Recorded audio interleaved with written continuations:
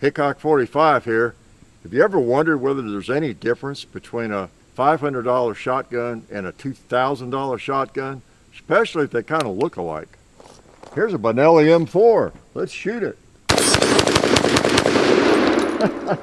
Hey, shoots pretty well. Let's try the Panzer Arms M4. Should have about the same number of rounds in it. Well, they both seem to work, okay?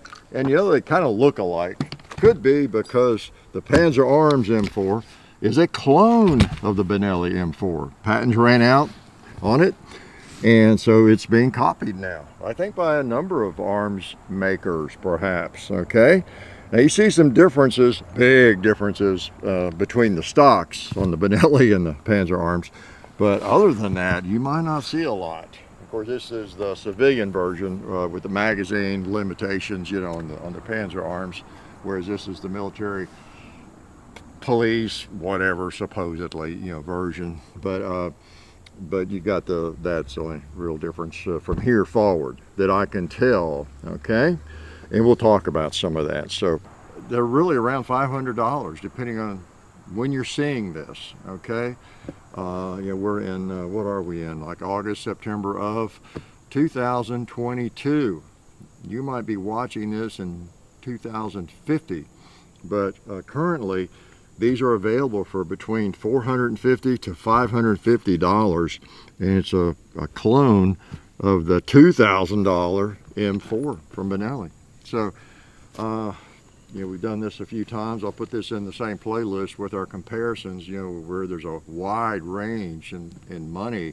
I think we've done with revolvers and 1911s and hunting rifles and some other things.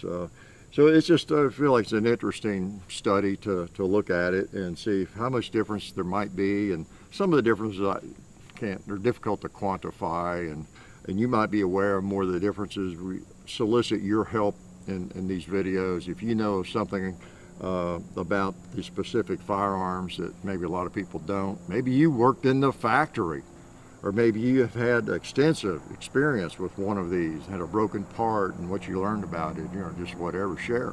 So, like I said, the stocks are obviously different. As I understand, there are stocks you can semi-adjustable, and I don't know, and the Benelli stock, I guess, would fit on here if you could get a hold of one, all that kind of thing. But the Benelli is famous for that crazy, or that great. It looks a little odd. I've always thought it looked odd before I owned one of these, and I'd see soldiers carrying it or anybody with it, and I think, wow, that's a weird, ugly stock. How does that thing work? You know, that rod looks kind of flimsy, but man, it's not. It's rock solid. Okay, and it feels good. You know, it fits the shoulder. It's great, works fine. It seems like high quality. Okay, with this one, it works fine too. Got the right angle to it for me, and of course you got your riser here. You can bring up the comb. If you got a scope dot on it, like I did, I took it off, and I probably shouldn't have, because I haven't really ever adjusted these sights. But I had the red dot adjusted, but so I had it up higher for that. So I lowered it for this and shoot that. Okay, so let me, gosh, I'm not sure what to shoot. They both shoot. The only thing, if you saw the first video we did with this, then they shoot some right now. Put some number 4 buck. We had one hang up, or one weird thing with some number 4 buck. And I still don't know whether that was me, shot some after that, or what it was. Safety on. If I didn't have a stance and I didn't have a good grip on it, or if it was the actual gun. And if it was the gun, the shotgun, was it the fact that it wasn't really broken in yet very well. So I'll shoot some number 4 buck in both of these. And I don't know, they're a little different in that, you know, you got the civilian version, more capacity, but I don't know that would make any difference. Really, the weight should be the same, you know, essentially. And so, number 4 buck. Let's shoot some of these. All right, let's wear out the cowboy. Want to? Let's abuse him. How many? Oh no, there that happened again. I don't know. So the exact same thing. So okay. So I pulled back on that. Yeah, I hope I had a good stance that time too. I don't know. There we go. You got another one? I might not have been leaning into it tough enough that time. I don't know. I'm not trying to make excuses for it. I just want to make sure it's not me.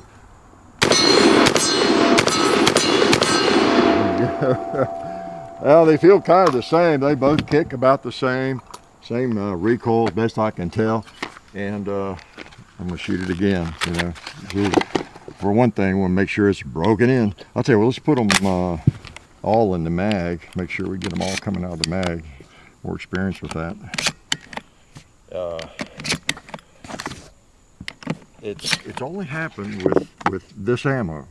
Okay, we've shot slugs, and we've shot a lot of slugs, shot a lot of bird shot, and the number 4 buck, the only ones it's done it with. Okay, bring one up. You bring one up on the carrier, just like the the Benelli of all things. All right. Okay, make a good stance on this thing. Okay, I don't know. It's not broken in maybe well enough. Maybe it is me. Maybe it's not. But it's just with that ammo. And again, in defense of maybe the shotgun. Again, I don't have a dog in the fight. But shotgun shells do vary, and some, even though it's a 2 3/4 or it's a 3-inch or whatever it might be. Sometimes, as you all know that if you have shot a lot of shotguns, you'll get one that it's crimped even a little differently perhaps. The crimp is just slightly different, and it could be even the rim, I don't know, but it'll treat it differently, or a shotgun doesn't like it. What I've noticed too sometimes is you'll have like 1 2 3/4 shell that you can get 7 in the magazine, let's say. You get another brand, or just a different line of the same brand, 2 3/4 shell, and well, can't get 7 in, you know, or maybe you can get an extra one in because it's just a hair difference in length or so. So you do have that with shotgun shells, but then again, it could be the gun. So we'll shoot it some more, but it's kind of amazing that for you know what, I'm thinking too, I might have seen somebody online say something about a round, I think it was different than this, a round coming out of the magazine before it should have or something. Yeah, and dumping on the ground. But now this one wasn't doing that. It was something about the little detent there. And I don't know, that holds them in. But it was supposed to come out and come into the carrier. It just didn't quite make it. So, we'll shoot some more. So, as far as being a clone, again, the main topic here is, wow, can I get an M4 for 500 bucks? You know, when this thing was 2,000, they're 2,000, you know.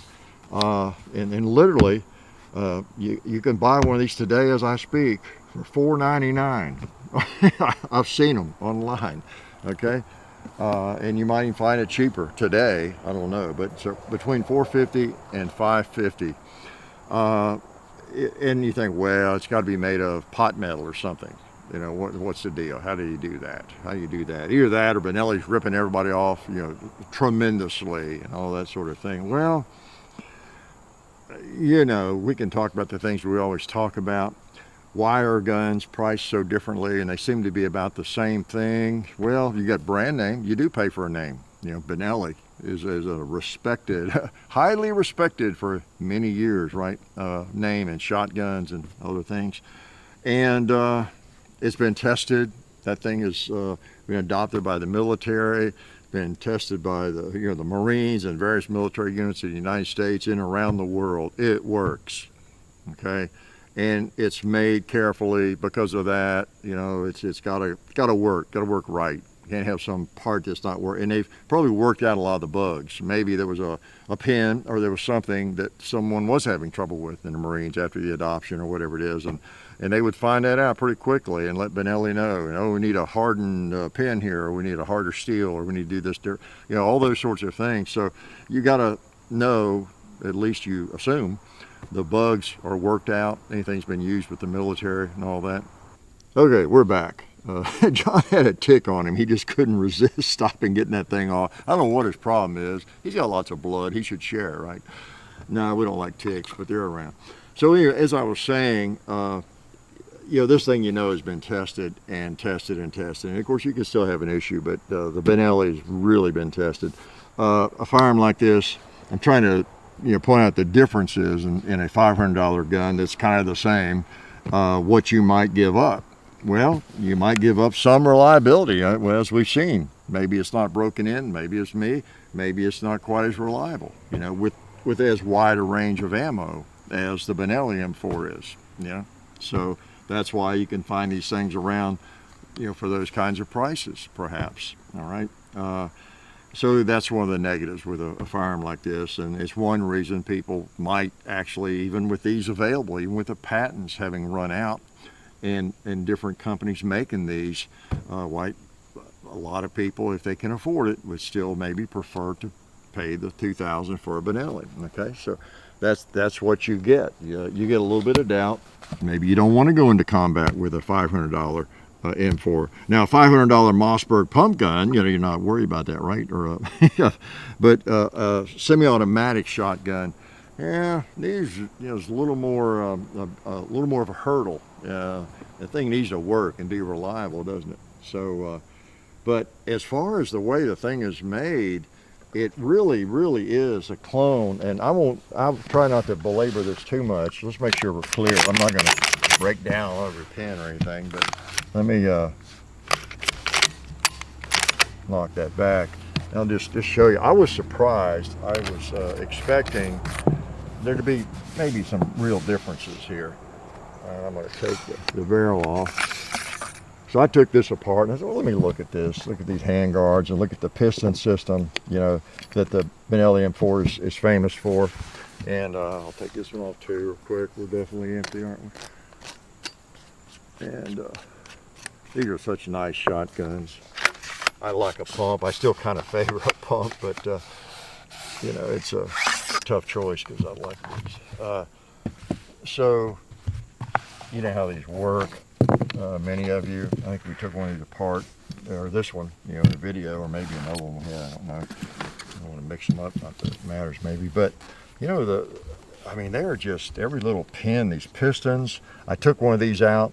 I unscrewed this, took it out. I took one of these out from the Benelli, and screwed it into here. The fit's the same.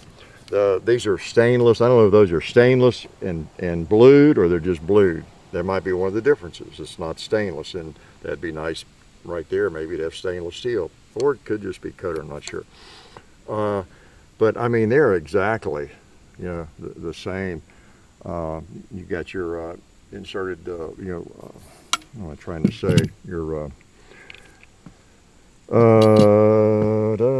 your screw-in choke. Okay, it came to me. Your screw-in chokes, your front sights. You know, so they obviously use pretty much the pattern. You know, the rear sights we'll look at, and the pistons and everything work exactly the same. Look like they look to be interchangeable totally. You know, the barrels, everything. You look right down here at these little pins, and you know, so it's not a firearm that's just sort of built like an M4. It really is. And I don't know. So I can see the appeal that some people have and are buying these things. The only thing here, you got the kind of the civilian version, you know, where you don't have the capacity, and I don't know how available the parts are to upgrade that. Tell you the truth. And get this thing, yeah, back together. Oh, I think you have to put these on first. So always hate to struggle with these on camera, but that's just the way it is. Some of you like that. It's your favorite moments in our videos. When I start tearing something down that I don't tear down very often, and struggling a little bit with it.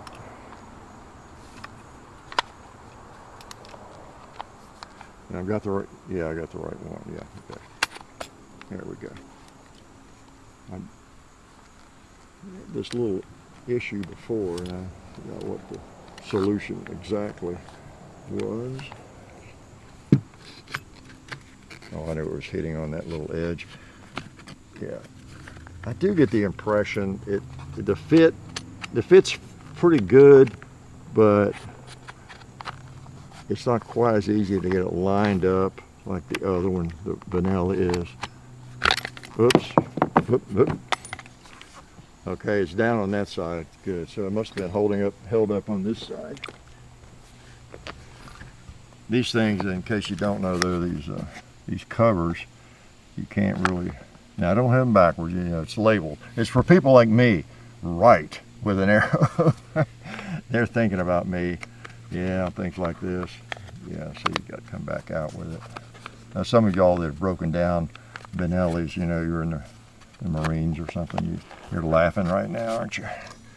You're laughing at me. There we go. Got him in. Okay, and put the lid on. I give them. Yeah, I don't want to mix them up. They're the same. I mean, all the threads and everything are the same. Okay. That's mainly why I like to break things down, just to make some of you feel better, feel smarter, feel more smarter. Now, I may have more trouble with the Benelli, but I seem to, when I take this apart, have less trouble with the Benelli. Some of y'all probably know. I have not really taken this down that many times, just a few, since I've owned it. There's probably some tricks I've not learned yet. You learn through experience, don't you? How not to be so dumb. Okay.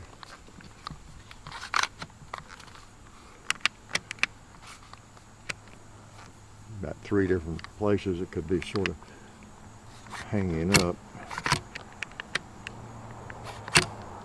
And yeah, oh, I see it's over here.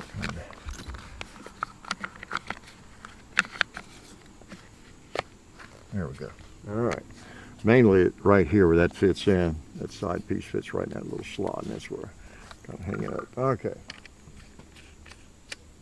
So all you folks that use these in the military, or you have one as a civilian, you've broken it down 40 times, you just feel so much smarter right now, right? You should, because you are.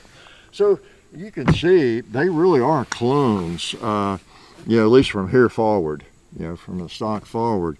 And that's pretty impressive for that kind of money. What do you want me to shoot now? I got some buckshot, that's 4. I got some 9 fill. I got some, yeah, what we think. Well, I got some more 4. Let's shoot some more 4. What the heck?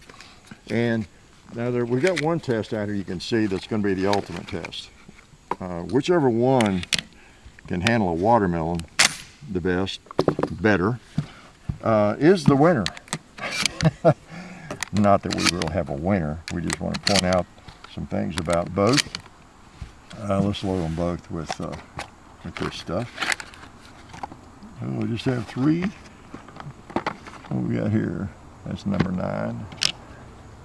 That's okay. I'll just shoot 3 in this one. All right, let's wear out that bucket. All right, number 4 buck again. All right, I'm gonna make darn sure I got it locked in.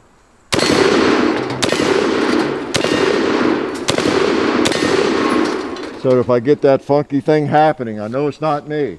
All right, I might be too relaxed and letting it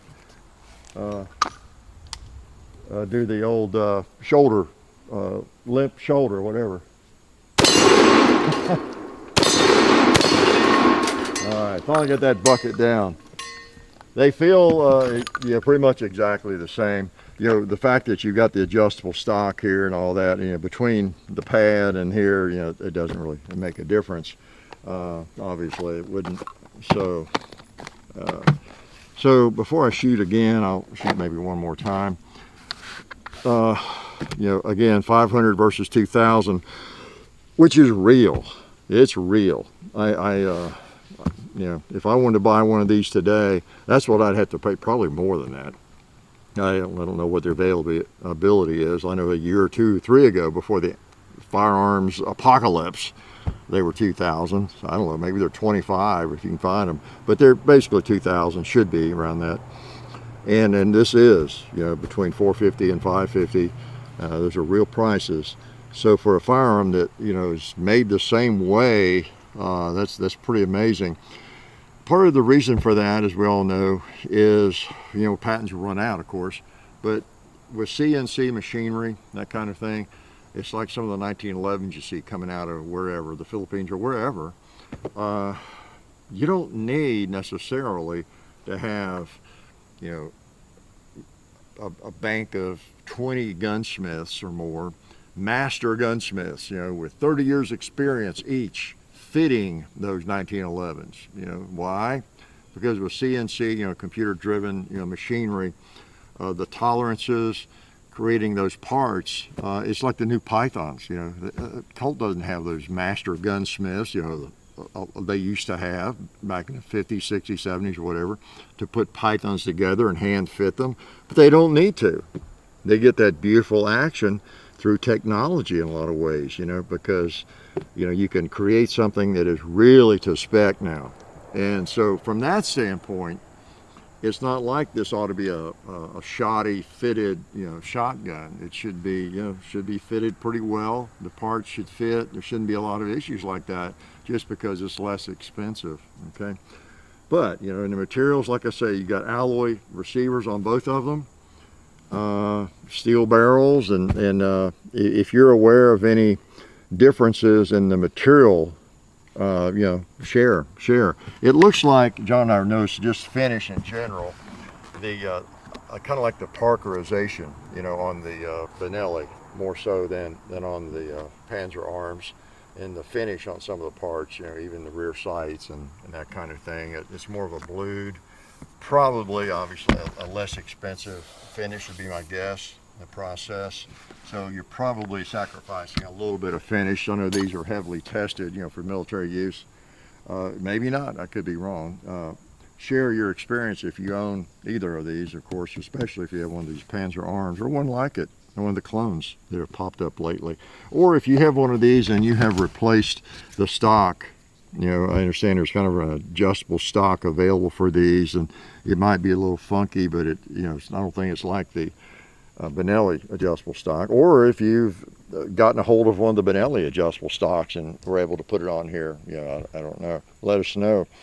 But again, from the stock forward, boy, there just doesn't seem to be a lot of difference. Okay, so I think what we need to do is the ultimate test. And what do you think? What do you think? Buckshot, yeah. I think we want buckshot on a watermelon, don't we?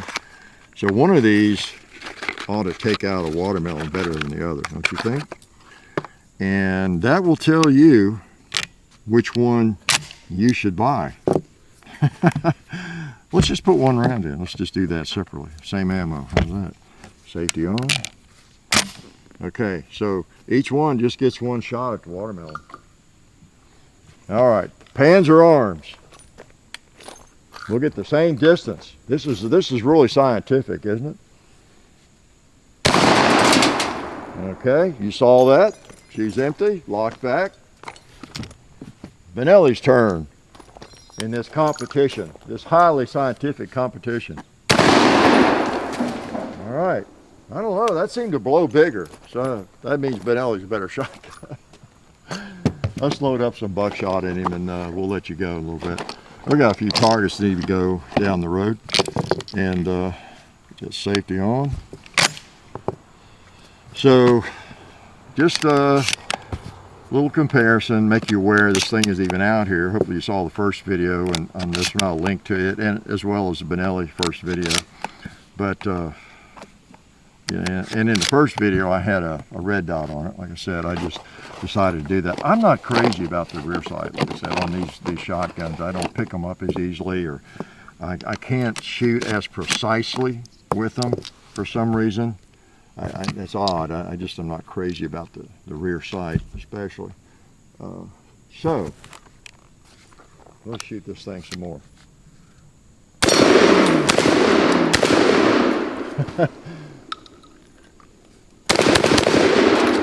Yeah, just cranks on. We've not had, like I said, the only issue we've had is with that number 4 buck, that particular round, and I can't promise that wasn't me. And can I shoot a couple slugs before you go too? I don't think I just wondered if those sights ring were close. If you end up with this gun, you know, it'll go back to buzz and eventually be, I guess, e-gunner. But you always want to adjust sights to your own eyes and the way you look at sights. John and I look differently at sights. I have a gun sighted in for me perfectly, and he'll shoot it, and it'll shoot high for him or something. So let's take this jug out first. See if we can hit the gong.